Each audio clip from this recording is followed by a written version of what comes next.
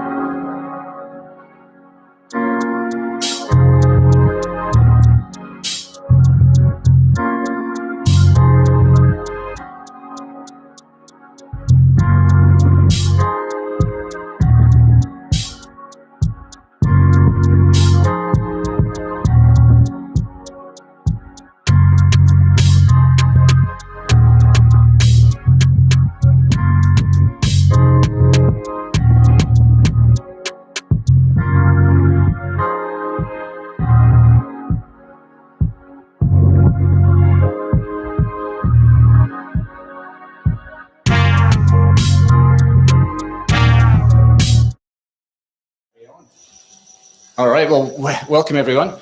This is pretty exciting. This is our first in-person event for a little while, but it's our first hybrid event. So we have multiple cameras here. We've got a room full of about 25 people here. We're at Airtree's office in Surrey Hills, Sydney. And welcome to the audience online, joining us on YouTube. Before we start, I have the clicker. I'd like to acknowledge the traditional owners of the land in which we're meeting, which is the Gadigal people of the Eora Nation, and we pay respect to their elders past, present and emerging, so that's important. Now there's a few familiar faces, a few people I haven't seen for a long time, so welcome everyone in the room. There's a few new faces. Who has not been to an Innovation Bay event before? All right, welcome along. Little bit about Innovation Bay. We are the longest running community for, actually, Alison, maybe you can manage the slides because I think we're both trying to do it. We're the longest running community for tech startups in Australia. We've been going since 2002, which is a hell of a long time. And our job is to help startups. We believe in founders, we believe in the startup ecosystem, we are very passionate about it. And we talk about helping startups from idea to IPO and beyond. So across the whole ecosystem is what we try and do. I'm your host, Ian Gardner. I should have said that before. I'm a co-founder at Innovation Bay, so I started it a long time ago. That's how old I am. I'm also a venture capitalist. I'm an investment partner with Gelix Ventures. Also, a quick call out to the Innovation Bay team who are probably listening. Faden Stow is my co-founder in Hobart. Claire's here. Sam is not here, but she's in Melbourne. CJ is in Byron. Alison is here, and Anna is here somewhere. Where's Anna gone? She's upstairs welcoming people. So anyway, thank you for all of them. What else can we say about it? We've got two jobs. We have, like the rest of the world, we are recruiting. So we've got a couple of new membership groups that we're rolling out. So we've got one called Summit, which is for later stage startup founders to help each other. It's been a great group. We've got 35 members, and we're recruiting someone full-time to help run that program. So if you're interested in that, and there's another one that we're launching later this year called Canopy, and that's going to be for earlier stage startups. So, you know, Summit is kind of for startups that have done a kind of Series A, so are you worth 20 million bucks or more? Canopy is going to be for the sort of $5 to $20 million area, and it's to help each other. Being a startup founder is pretty bloody hard, so the best people to help you are other startup founders. So we bring you together, we help you network, and you help each other solve problems. We could not do this without our sponsors, so thank you to them. In no particular order: Macquarie Bank, IAG Farmark Ventures, KPMG, and AWS. And we'll hear a little more from AWS because this is a topic close to their heart. Thank you also to Airtree. My friend James here is our host, and I know a lot of the guys. We've co-invested with them. They're great players in the ecosystem and really good people. Particular call out to Mel. Mel got up at 5:30 a.m. and helped us come in and set up. And apparently Mel is not a morning person, so appreciate it, Mel. Really not. This is our first hybrid session. We are going to be doing this regularly, so this will be the new format. So part in person, part online. For any of you that joined us last year, we did this pretty much weekly on a Wednesday morning. It became a little much, I think Claire would probably admit. We did 26 of them in a row, but we loved it because, you know, I did it all from my living room without all this palaver of a setup, but I'd much rather do it with people, so it's a lot more fun. Right, before we start, we are going to play a quick video from AWS, because as I said, AI is a topic that is close to their heart and our heart. So I will let Alison pull up the video once she gets a connection. In fact, before maybe once we were just pulling that up, we'll just do a little bit of a context to the session this morning. So we're here to talk about AI. We did a startup event in New Zealand where AI meant artificial insemination. That is not what we're talking about today. This is artificial intelligence, because they kept talking about AI and it didn't make sense when it was about cows. But for many of us, it shapes the lives that we're living in and the way we're working. It personalizes your social media feed, your shopping recommendations. your Netflix recommendations, a whole bunch of things that's going into that. What else? Yeah, how much you're paying for an Uber, banking activity and fraud. I mean, there's a bunch of things that are happening in that. So we're going to get into a lot of that this morning. We've assembled a fantastic panel that I'm really excited to talk to. Data 61, which is CSIRO's group, has estimated that AI could be worth $22 trillion to the global economy by 2030, which is a pretty big number. Are we ready to go with the video? All right, let's hear from Dave. Hi, everyone. I'm Dave Lenfers from AWS. I spend a lot of my time working with startups on AI, and as such, I get to see the diverse set of ways AI is used. I'm keeping an eye out on a number of trends over the next few years, and here are my top 5. The first is big data science. Data has always been an important part of the data science process, but we always haven't had the tools to process large amounts of data. With new emerging data warehouse and data lake technologies, we're going to start to see better support for streaming large amounts of data into upstream AI models. I think this is a trend that is fundamentally going to change the way we use data in building AI and ML systems. The second is ops. Ops is something that we haven't really had to deal with for the first generation of ML systems. But as more and more systems are making their way to production, operations around how we deal with data, train and deploy models, and support those models in production are becoming incredibly important. As we see more analytical support for ML ops, and we see more automation for data ops and model ops, we will start to see operations become an emerging trend in AI systems design and development. The third trend are sensors. Traditionally, we see IoT sensors as the major emitter of data in AI ML systems, but we're starting to see a trend where a lot more of these sensors are software-based. I think this is a really exciting trend, and what we will start to see is more of this time series data flowing into our data warehouses and data lakes. I think the types of models and the types of insights we will get as systems start to emit more data, both at the hardware and software level, is incredibly exciting. Fourth trend are graphs. Graphs are not new to systems development, but they're making a big splash in AI. Graphs are great because they're able to represent complex relationships. When you see AI systems overlaid on top of this, the types of insights they can do in a very efficient way is going to only increase the ROI we see in AI ML systems. And last but not least, leading over lagging indicators. AI and ML is starting to make its way into the traditional analytical tools used by businesses. What we're starting to see is less of the dashboard reporting in terms of what happened last month, and more of the action-based insights that allow organizations to say, what will happen next month if we don't do X? I think this is incredibly exciting. For me, the next big trends in AI are both technical and non-technical.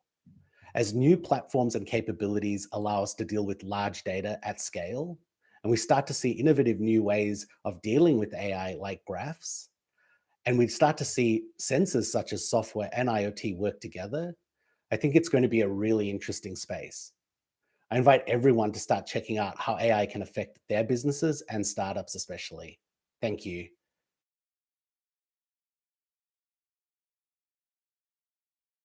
To start again. All right, we're back. They're a fantastic group and doing some really good stuff and a lot of products.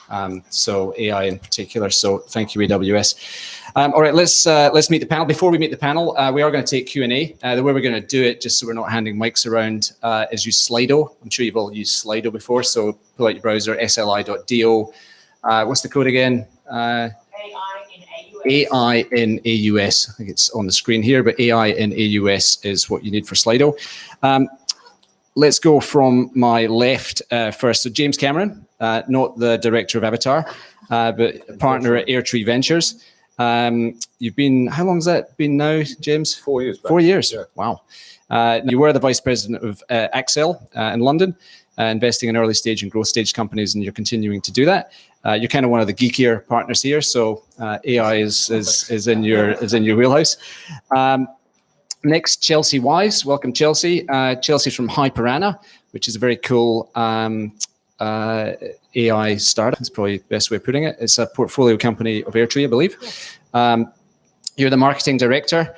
What else can we say? Award-winning AI-powered analytics platform. You've got a PhD. What's your PhD in? Marketing and stats. Cool.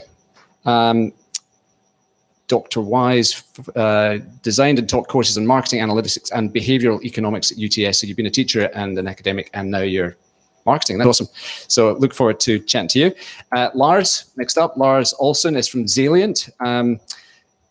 Zalient is lowering the cost, and I'm sure you'll do a better job of explaining this, Lars, but it lowers the cost and improves the performance of computer vision and with software optimizing the processing of AI across devices from camera to cloud. So it's kind of like off the cloud, like on-device processing. On-device. On-device. So we'll talk about that in a sec because it's pretty cool what you're doing. Next up, Rowan Gray. You're from Artesian. You've been there 5 years, I believe, so or thereabouts. And you're responsible for VC investments at Artesian, including in the area of AI. Yeah, and we'll ask about Boab in a second. So that is our panel. So let's stop hearing from me and ask some questions. Now, James, I'm going to start with you with a very broad question, and what is AI? Because, I'm sure a lot of people that are watching will know, and I know you and I have talked, what's the difference between AI, machine learning, nested if-then statements. So tell us what AI is and what the difference between that and ML is. It's a good question to throw to the VC on the panel rather than the actual technical operators, but I'll give it a shot because it's a good question, I think, because a lot of people come through those doors here at Airtree and use those two terms completely interchangeably. And I think one of the best explanations I've ever had, which is incorrect but still pretty good, is that if you are pitching your VCs, call it AI, and if you're trying to recruit data engineers, call it machine learning. And I think that goes to the heart of it in the sense that AI is considered sexier to pea-sized brain VCs like us, whereas in actual fact, the concept. And I think the two concepts themselves, one is very, very well defined, very specific. Machine learning is really a field of computer science which deals with allowing programs to improve automatically through experience. And it's quite a restricted and specific domain. And AI is much broader in scope, arguably broader in ambition, but also much, much more nebulous. It's really the science and engineering around trying to replicate via machines what was previously considered only available through human intelligence. Yeah. And so the two concepts, machine learning is almost a subset, I'd say, of AI. And I think that the most relevant point for people building startups in this space is that really the way I consider it is that it's AI or it's machine learning until it works, and then it's just software. Yeah. And I think we're starting to see this play out because it's very rare that startups will come through those doors now and not have machine learning or some form of, be it neural nets or unsupervised learning or some form of what would be considered under the broader banner of AI, somewhere under the hood, be it a direct part of the infrastructure or be it a supporting role, doing sales recommendations or something.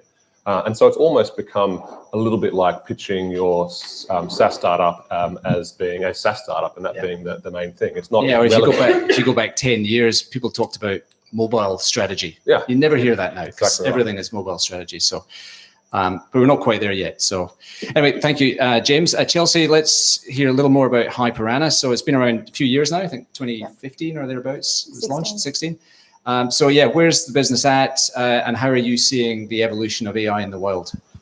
So Hyperana, just to give you a few fun facts, we connect the dots of a lot of what was said in the opening address from AWS. So yes, we touch on graphs, we touch on the fact of handling data and then consuming that at the end. So Hyperana plays in the business intelligence space, but specifically in the business intelligence space, like they were talking about the traditional dashboarding. So you consume insights via looking at dashboards. At Hyperana, we think that process is fundamentally broken because if you think about you receive a dashboard, in large organizations, even though that dashboard may be a product that the organization has bought, the process to build the dashboard, to build the graphs, is manual. And if you think about, if it's a manual process, that means you're employing people to build those dashboards. Now, there is no qualification that says that you, sir, are an expert designer in dashboard curation, and therefore the consumption of that information is inherently biased by the fact that it was designed by someone. So we're playing in that sort of the automation of the business intelligence and dashboarding space. That's just a little fun facts about Hyperana. How are we doing? We're doing really well at the moment. It's been not a struggle, but over the last few years, many organizations, large organizations, they want information, they want it today.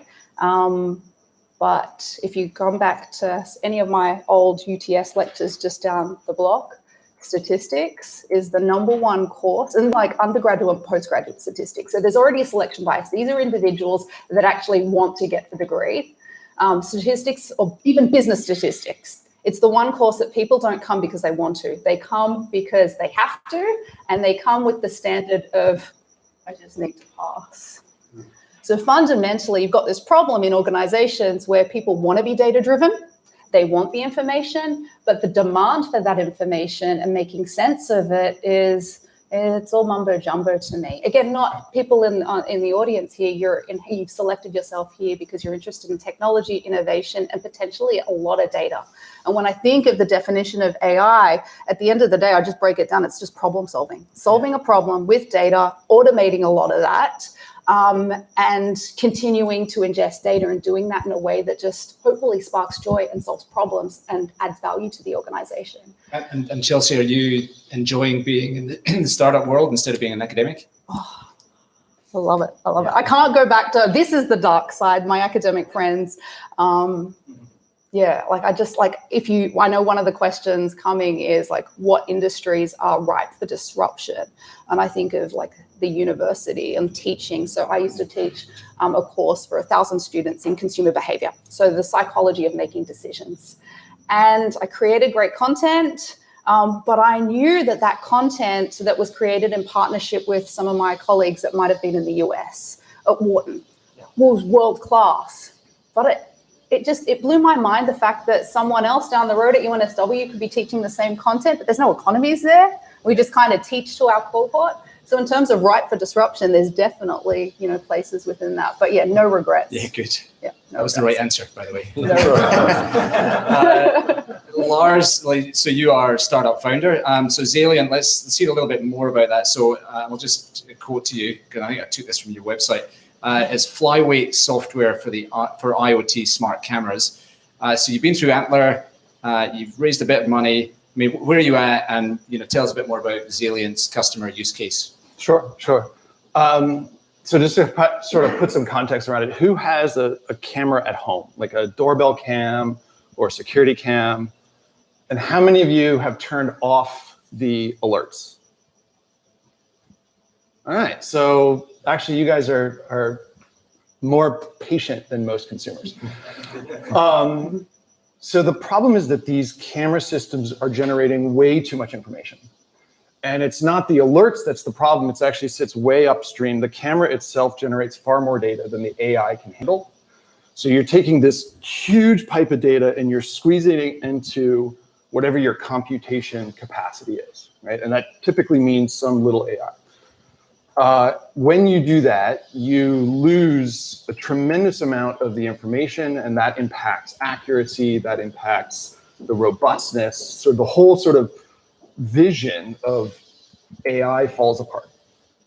So what we do is we provide computer vision for technologists, so companies, for example, that build these home cams or enterprises, that sits on board their IoT device right next to the sensor and takes this huge piece of data, figures out what is important, filters that down, and then forwards only that subset of the visual field. And often that means that you can take your analytic AI from the cloud and squeeze it down with our sort of prioritization filter and put the whole thing on the device itself. So now you don't have to have the backhaul, you don't have the cloud cost. It changes the game in terms of the unit economics of computer vision. So where are we? So we started the company about 20 months ago. My co-founder is also a PhD, so I just have to do the business part of it. He gets to do all the science part of it. And he'd been a neuroscientist. He discovered literally how we as humans do that process. So all animals do exactly the same thing. We process our field of view, we prioritize very, very rapidly, and then the rest of it goes to our visual cortex. So we're teaching computers to do this. He invented the technique. We're commercializing that technique. So we raised money right out of the gate from Antler about 18 months ago. And then again, just at the beginning of COVID, mostly from our inside, just as a defense. So we're a US-based holdco. So we've raised about $2.25 million US. Yeah. And earning some revenues now. So with our current run rate, we've got, we'll probably raise again in about a year. So we're in pretty good shape. All right, awesome. Congrats as well. Thanks. I mean, that's really good progress in a pretty short amount of time. Rowan, let's turn to you. So that you are Artesian. I mean, it's, for those that don't know, it's a pretty big, active investor. You've recently launched BOAB, so maybe we should hear a little bit about BOAB. It's basically an accelerator for AI businesses. So what is it, and do we really need another accelerator? Yeah, correct. So BOAB AI, we're a scale-up program. Okay. We are powered by Artesian, and we've received some funding from LaunchPeak as well. So we're based in Melbourne, and we're looking for AI scale-ups. So what's a scale-up? We want to see AI companies with some product market fit, demonstrated traction, good IP, but really looking to reach that next stage of growth and investment. So companies that come into the program, they receive funding from Artesian. There's no predefined funding terms, so we can co-invest with live rounds, we can set our own terms, and then once the 6-month program begins, it's a bespoke program. So companies can receive consulting from us in regards to product strategy, tech strategy, PR, marketing, and then as well fundraising strategy, because Artesian is investing in each of these scale-ups. So BOAB's looking to invest in 32 scale-ups in the artificial intelligence space over the next 4 years. And yeah, it's a great initiative by LaunchPeak because they really want to prioritize. And is it a cohort-based thing, or is it just a continuous? There's 2 cohorts each year, right? But it's because the program is bespoke itself and its offering, we can kind of keep that, that intake rolling, because it's not necessarily, you come in on day 1 and leave 6 months later for every single startup. It's ongoing. And do you need to be based in Melbourne? Yeah, based in Melbourne, but so it's also virtual. I mean, COVID forced our hand. We've done our first 5 investments in the last quarter, and that was all virtual except for 2 Victorian teams, and that was fine. So I think applications have just recently opened, so we're accepting applications from AI scale-ups. Right, so if there's any AI scale-ups out there, where do they go? You go onto BOAB's website, boabai.com.au. boabai.com.au. And apply on there, or reach out to me directly at Artesian. All right, James, let's jump back to you. So, I mean, I alluded to the fact that Hyperana's a fairly well-known Airtree investment. Who else are you investing in that you can talk about? And maybe just from an investor perspective, how do you think about this class? Yeah, it's a good question. So I went and looked at our company page on our website, and almost every single one of those companies has AI somewhere into the hood, or machine learning specifically somewhere under the hood. So I won't go through the entire list. Hyperana are obviously a standout, and one I would put in sort of the category of more generalist applications across industry sectors. We have a few. That's probably a smaller amount overall. Hyperana is definitely there and doing phenomenally well. There's a company called RoboBuy, which is applying machine learning to very large companies who have procurement teams that are buying services and goods and things all across the world, and are just getting invoices coming in from every direction. It ingests all of them and identifies where they've got overlaps, where you can save money, where you can sort of cut that down on expenses, and it can apply for any sector. So it's got companies, large FMCG companies, it's got large banks, it's got all sorts of things. So that's another one I'll put in the generalist. There's a company called Thematic out in New Zealand, if there are any Kiwis online, doing fantastic things in natural language processing. again, for companies across all sorts of different sectors. But I think there's those categories. And then there's the sort of more specific industry-focused areas that I think, for us at least, have been a real strong area of investments. We've got companies who are doing AI specifically for mining, for mineral discovery, a company called Earth AI based here in Australia. We've got companies who are specifically doing it for industrials and oil and gas, a company called Abyss that we recently announced that does ingests computer vision for oil and gas rigs to identify areas where you need to do maintenance. And it's an incredibly risky and complicated job that they are taking out of the arms of humans now. Other areas like construction, we've got a company called Drone Deploy, which it's a software that sits on the drones, flies above construction sites and identifies areas where you're falling behind in your construction or areas where you need maintenance or remedial work. So there's a lot of very specific ones in that. So that's, I think, of the third bucket. And so the second bucket. Third bucket is just companies that don't have AI in their core product offering to companies, but have it all the way throughout the organization. You look at companies like Canva. Canva has one of the biggest machine learning teams in the country, and it's designed to do things like recommendations and image next best search for images, things like that really power a lot of the consumer experience they've got. Other companies like Cloud Guru and Go One are both in EdTech. They do the same thing, but for identify courses that you might want to take after you've taken the first one. So they're the three buckets. And I think of all those threes, we're interested in all those threes, and it goes back to what we're saying. It's very rare that companies come in and they don't have some sort of machine learning under the hood. So it's almost taken as moot. But what is important to us is you are out there solving a problem. Chelsea, to what you said, you are sparking joy. You are fixing someone's problem, and you have an insight into what that problem is and how to go about fixing it. That's the important thing, not that you are applying machine learning to that problem. Yeah. Quick reminder to those in the room and those watching, questions on Slido. So AI in Oz is what you need. Makes my job much easier because you don't have to hear from me all the time.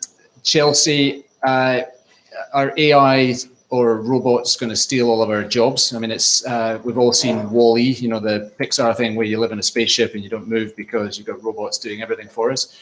Is that the vision of the future, or should AI be thought of as our friend or foe? I'm going to give you the boring answer that's not going to get any headlines like Elon Musk to say that we're all doomed, and side with Andrew Ng from Coursera and Google with the fact that what I see with the clients that are using Hyperana, and as James said, we're like agnostic to industry and function. So we've got use cases with many large customers in finance, marketing teams, sales teams, HR, procurement, and whatnot. And 4 or 5 years ago, had they been interested in Hyperana, the first meeting would have been, we're excited about the AI, we're excited about the tech, and that gets you the meeting. So this is more pragmatic advice for anyone or everyone that's going to be in the bucket, because AI, machine learning is going to be in all your products.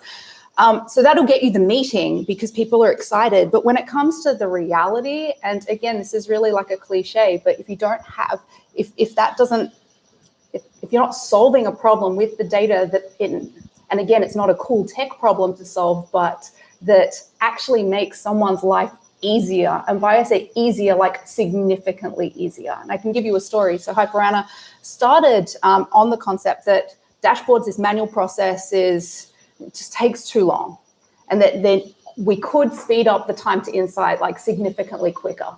So again, that got us meetings. People really liked the idea that, especially Hyperana, we dabbled in. The first product was heavily on natural language. Just ask a question. And everyone said, sure, I can just ask a question. But then when you're in actual enterprise or an actual company, and you're thinking like, I'm thinking marketing or I'm thinking sales, I'm not just thinking like in my day job, I'm not standing around just thinking of questions that I can ask, especially derived from my data, particularly because data is a big insecurity for many people, or that sort of thinking like a statistician, thinking like a problem solver, thinking structured problem solving. The best people that I see this are typically the big 4 consultants, because they're trained in this structured thinking and analytical reasoning. So we thought in the early days that just asking a question was the easy thing, but actually it wasn't. It's being able for us, being able to provide the insights in such an easy way so people can see in almost if they were pushed these insights to their email addresses, that's what we're finding is significantly easier. So what you think might be the interesting thing for consumers, it actually ends up being completely the opposite. I might stick in this question because people are worried about jobs disappearing. So, I mean, Lars, is this something you think about? Or like, is your software going to remove jobs or be a net job creator? Like every wave of technology has this fear, and every time it turns out that we create far more economic activity and far more jobs than we eliminate. Right? And there's really no reason to think this one's going to be any different. AI is not really artificial intelligence. It's ML, right? And it's, we had Excel, and then we had access databases, and then we had big data graphs. And this is very much just one more step. It is not nearly as, oh my God, it's something totally unseen in the history. Like it's just the evolution of how we manage data. Yeah. Rowan, any comments on jobs? Yeah, I mean, there's a global consensus that universal basic income could be incoming, a requirement. I think that society as a whole is going to have to prioritize upskilling and learning more than ever before. And there is a chance you could get, moved out of that equation of employment if you don't prioritize upskilling and learning more than ever before. Yeah. I think to take a contrary, but I think I'm scared of it. I'm not scared of robots killing me, but the impact of on a lot of jobs in society. I mean, you look at, I think that the difference here is that so much of the automation that's come before has been derived at making typically information workers more efficient in their jobs. And that has created net new jobs in the economy. So much of what we're seeing now is general process automation that is removing whole swathes of jobs at the bottom end of the cycle. When you look at truck drivers in the US, they're the largest single category of jobs. Millions of jobs. And you would be a fool to bet against those jobs still existing in 15, 20 years time. So I think though we're looking at the wrong thing, right? You're looking at the very first adopters, the low hanging fruit of applied AI. And you're saying, oh, well, the very first thing we're doing is, one type of economic activity where we're driving efficiency through eliminating jobs, right? And that's happening, right? But the bigger story is the one that's just starting to break, right? It's all these new use cases. It's all these new things that we hadn't imagined before. Right? This is like standing around in 2006 and asking if the iPhone is going to destroy jobs, right? It's like you have to look past this sort of like short early phase. This is the Luddite period of like, oh, these machines are going to take away our factory jobs. But clearly automation led to far more new things that were almost unimaginable before the wave crested. Right, and we're in this moment where like you have to see just above that crest to see what's going to come. I agree with that. I think net new jobs 100% will increase over time. But implicit in that assumption is that in order to protect the society from massive upheaval, you're going to be able to train a truck driver to do those new jobs. I don't think that's the case. I think we are sort of lashing over that inconvenient truth that we're going to need a huge amount of upskilling, and I think in many cases it's just not going to be possible for people. So I do think we do need to prepare for something like that. We have to be putting the policies in place to protect those people in our society today as we start to think about rolling these technologies out. All right, look, just a reminder, like Slido is great because you can get to upvote and downvote questions and it makes my life a lot easier. So I might just jump to a Slido question. And it's a little bit linked to what we said. So should companies, I'll just read it out. So should companies utilizing AI have some sort of regulation at this stage to prevent any doomsday style scenarios, or is just a false issue? And just unpacking that a bit. I mean, we've all seen the movies like Terminator, Skynet, haha, it's pretty funny. But I mean, there is Elon Musk and Stephen Hawking, when he was alive, were pretty concerned about this. There is an existential threat to humanity from computers getting much smarter than us and treating us like crap. Are we worried about that? Are we worried about China? I mean, China is investing hugely in this, and there's definite military applications that we should be concerned of. So who wants to, Lars, I should probably go to you because you're kind of working on the software that could be used against us. So our internal code of ethics literally includes Asimov's 3 laws, right? So the idea that people are putting technology into automated killbots is I think, short-sighted, right? Like that has some serious ramifications. I'm not worried about Skynet. I'm way more worried about somebody building like the automatic paperclip maker that just doesn't know when to shut itself off and eats up all of the iron, right? It's like these are not intelligent, right? They're highly automated pattern recognition and pattern applying systems, and so that's where I think the risk lies. I mean, in terms of regulation, I think the most immediate threat right now is probably in the cybersecurity space, right? And we see a lot of risk with the way information is moving and getting promoted or demoted online and things like that. And there, I think there may be some outcome-based, approaches that we can take where we think about, do companies have obligations around cybersecurity and things like that? Trying to go back to the beginning and say to some innovator, like, you have to imagine every possible outcome and mitigate all of those kinds of things is not going to be functional, right? There's no regulatory schema where that would actually work.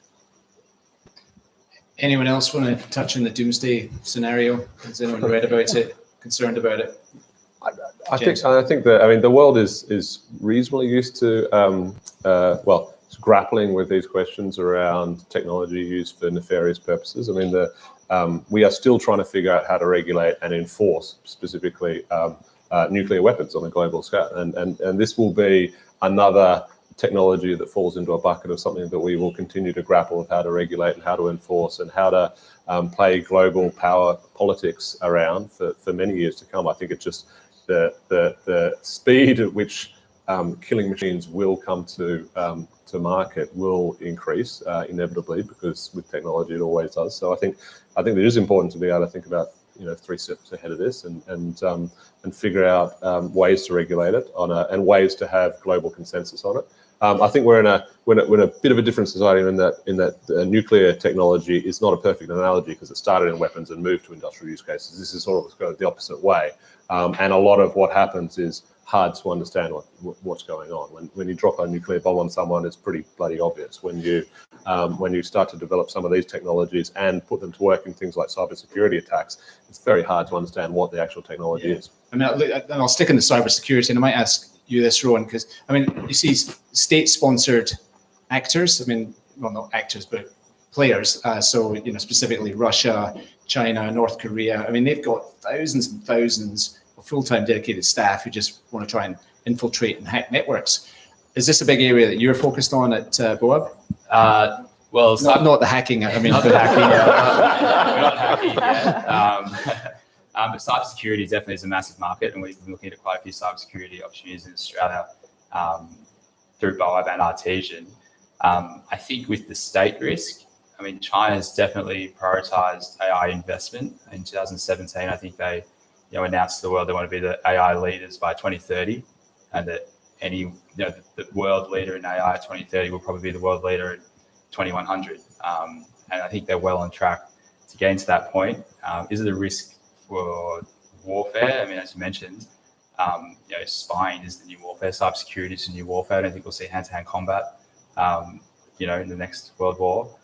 So it's definitely a threat. And China and Russia, etc., are not part of the global partnership for AI, which is a partnership with most of the developed nations globally. It's an intergovernmental agreement to try and prioritize responsible AI for all.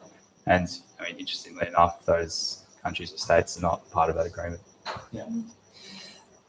Chelsea, I might ask you this one. So again, from the online, or it could be in the room, I don't know where this question is coming from, but which functions within a company, so for example, HR, marketing, sales, etc., within an early stage startup are best suited to using AI tools? Oh, I can't comment on AI tools in general, but in terms of like HyperAnna, many startups come to us and say, can we use you now, like to analyze? We're on board, we want to automate. And I'm like, well, what data do you actually have? And that's the problem for many small companies if they don't have, or startups specifically, they don't have the data looking backwards. So we specialize in, we're talking like 5, 10, 15, 20-year data sets, long-term, longitudinal panel data. We're talking financial records, customer records, call center records, whatever that is. That's our little sweet spot of what we do really well.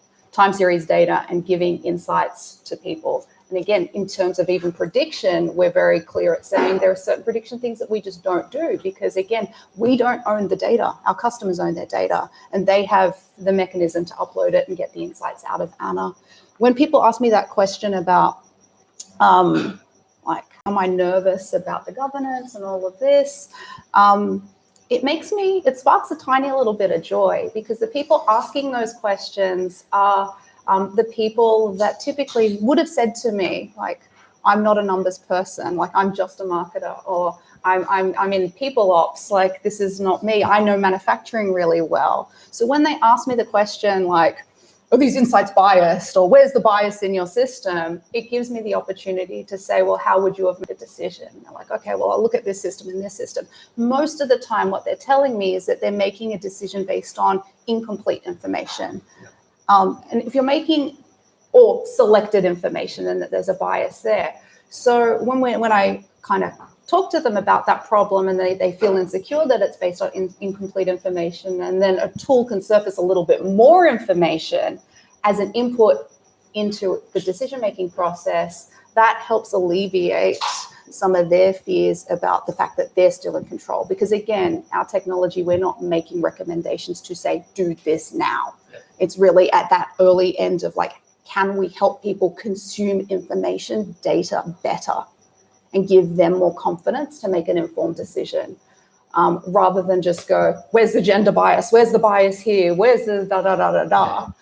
So I think asking that question has been a really good opportunity for education, but it's super early days.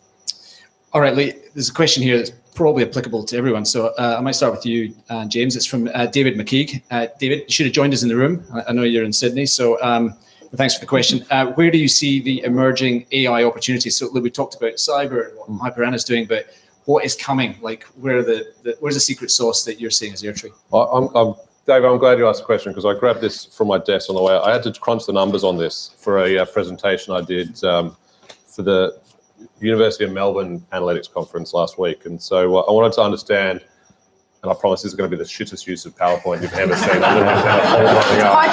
I've seen some bad uses of PowerPoint, but holding up a piece of paper from your desk. It's all smudged as well. It's pretty bad. I'll walk you through it. How about that? We did left in the rain.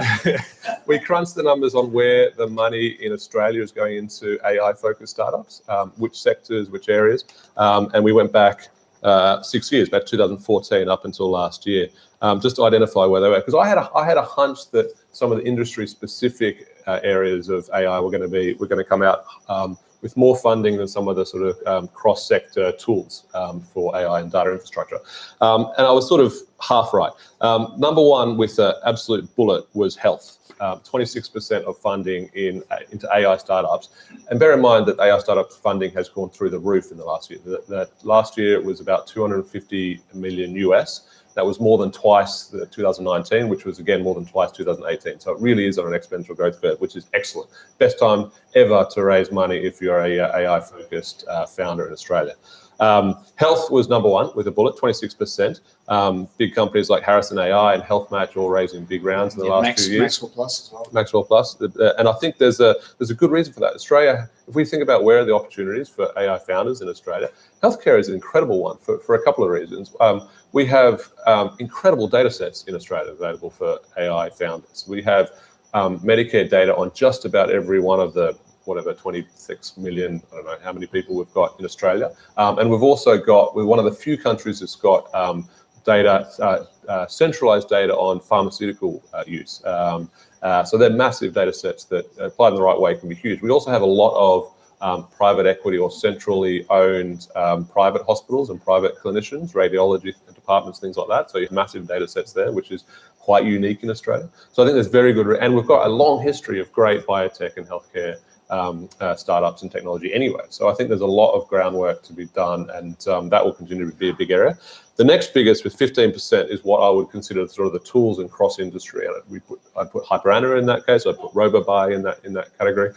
Tools that will be used for both people within industries, across industries in different functions, marketing, sales, etc. But also tools for data scientists to create these new ML applications. And I think for me, that's a real area of focus because I'm a massive geek and I love that sort of shit. But if you think about the software development lifecycle and all the billion-dollar plus companies that have come out of doing very specific things for the software development lifecycle, from DevOps all the way through to pure operations, through to hosting, you've got the same infrastructure being built by startups across the globe now for data ops and data engineers. And given that just the relative weight and the relative size of software engineers versus data engineers now getting much, much closer to parity, there's so many opportunities, just if you do the maths, for building those data infrastructure and data ops tools. Things like version control, testing, compliance, that sort of thing for data engineers. So a big area. FinTech was next below that, was 13%, largely in things like fraud analytics and credit scoring, things like that. These are great use cases for those. And Australia's got a huge pool of great FinTech talent. And then what you'd expect, industrial, defense, transport, areas where these are probably larger as a proportion of GDP in Australia, mining, than in other countries. So it's quite low in e-commerce there. I'm just looking over your shoulder. Yeah, it's 8%. I'd say that's sort of a third or a fourth runner. My experience in e-commerce in Australia is we're probably 5 to 10 years behind, well, not 10, 5 years behind a place like the UK, which I think is probably at the forefront of that. Anyway, so there are a whole bunch of areas, and Australia always, I think, falls into this trap of trying to think about why we would be better at a particular area than others, and the natural call-outs will always be, we're going to be great at ag tech and mining tech because we've got great industries there, and that is true to an extent. But then you'll see things like Canva that come out of completely left field. No one would have gone back 10 years ago and said Australia is going to produce the dominant SaaS-based graphic design tool. It just happens. It's just idiosyncratic like that. So I'm not saying that these are the only areas to invest in, but I think there's good opportunities for Aussie. Yeah. Ron, emerging sectors, like where are you seeing? I was going to have to agree. I was going to say health tech, fintech. That's what we're seeing a lot of. I think there's a big opportunity for ed tech as well globally. I think really any sector where there's a little bit of consumer distrust or it's mispriced or too expensive, there's always an opportunity for AI to come in there and make things more efficient and more accessible for all users. Look, while I've got you, I might stick with you. There's two questions that come in from the audience that are linked, so I'll read them out together. So David Warwick in the room and Ryan Bogates, and it's around where is Australia best placed to compete? So do we have any specific competitive advantage? We talked about health tech, and that might be one of them, but what else is coming? And then I'll maybe ask. Mining tech as well. I mean, we don't like to always prioritize mining in Australia because it's not necessarily environmentally friendly, but there are technologies that can make mining more efficient as well. We are leaders in our clean energy fund at Artesian, deploying energy capital into clean energy opportunities. Hydrogen, I think, the next few years as well will be massive. Yeah. Lars, any thoughts on that? Like, what are you seeing in terms of emerging use cases?